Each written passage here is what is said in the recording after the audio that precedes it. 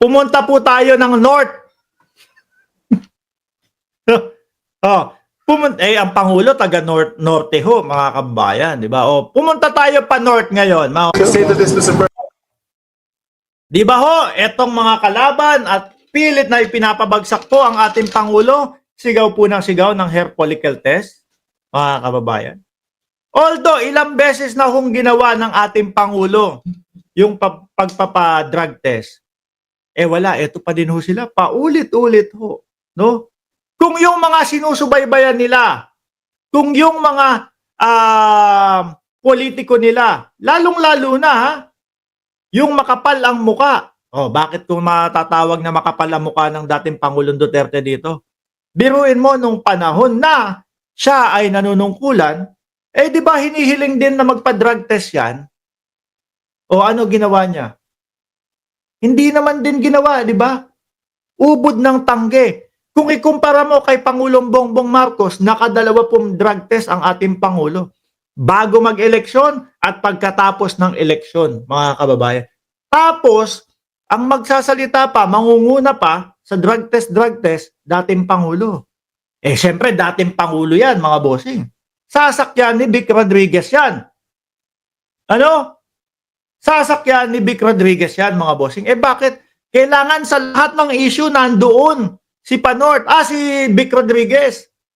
Mga kababayan, lalong-lalo na po ngayon, ano na, Pebrero na ho ngayon. O ayan, alas 11 minutes ang nakalipas.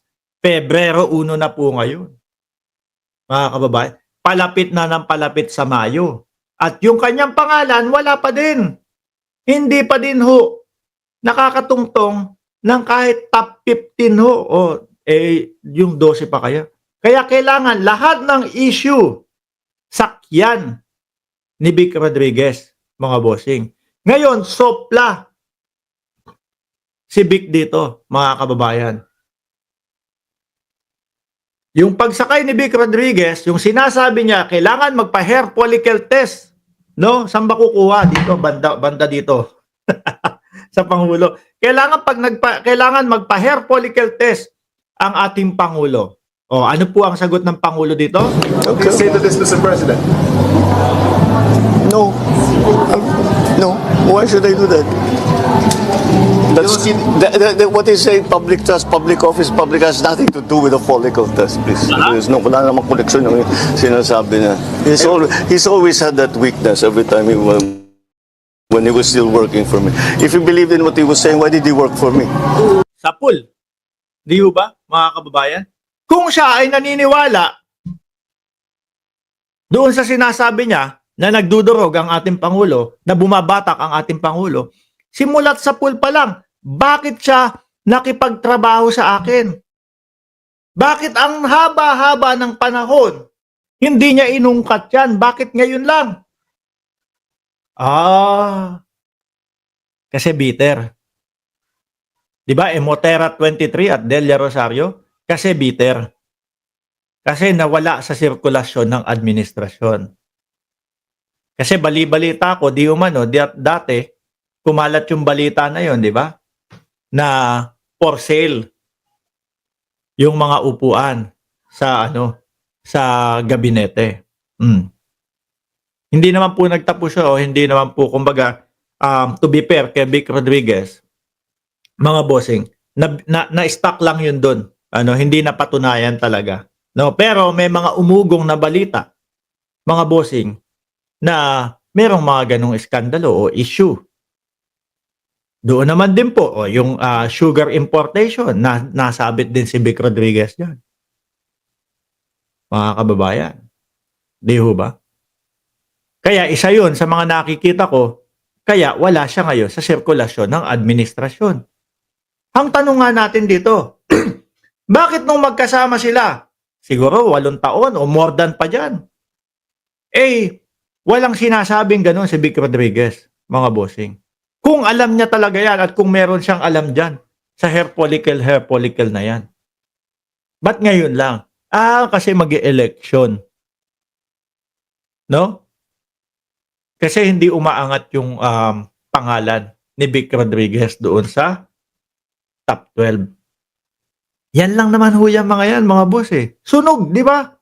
Yung una, sunog ang dating Pangulong Duterte doon sa pag-aagaan nila. Ngayon naman, o eto, napakasimpleng sagot. Mga bossing, hindi mo na kailangan pag-isipan pa. Nung dati magkasama kayo sa hinaba-haba ng panahon, bakit hindi ka nagsasalita? Ibig sabihin, pinagtatakpan mo ang Pangulo? Kinukonsinti mo ang Pangulo? O.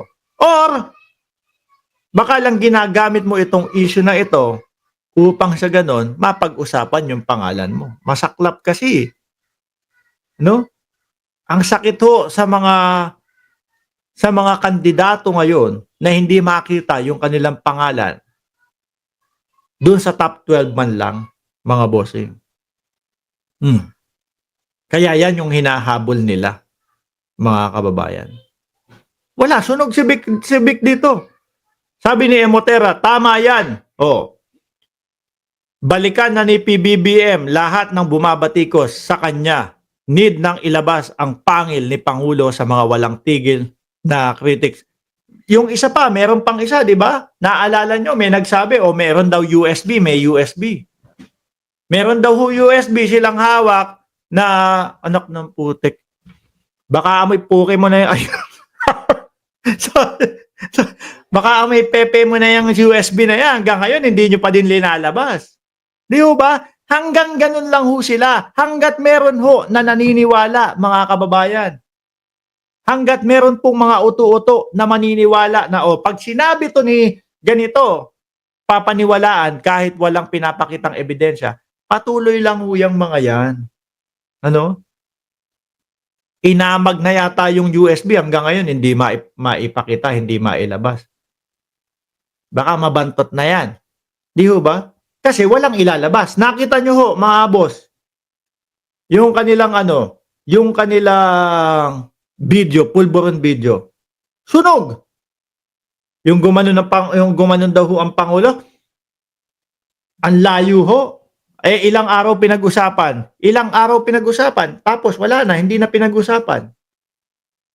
Di ho ba? Wala na silang masunod na issue, mga bossing. Kaya ipinipilit na lang po nila kahit yung hilaw na at wala namang mapatunayan. Ano ho? Yung USB ninyo, ilabas nyo na. Ayaw po namin ng amoy panis na Siguro naman, 12:00 ng madaling araw, wala nang bata dito. Bago tayo magtapos, ayaw po namin ng amoy pek-pek na dito. na USB, ilabas mo na yan kung sino ka man. Maraming salamat and God bless po sa ating lahat.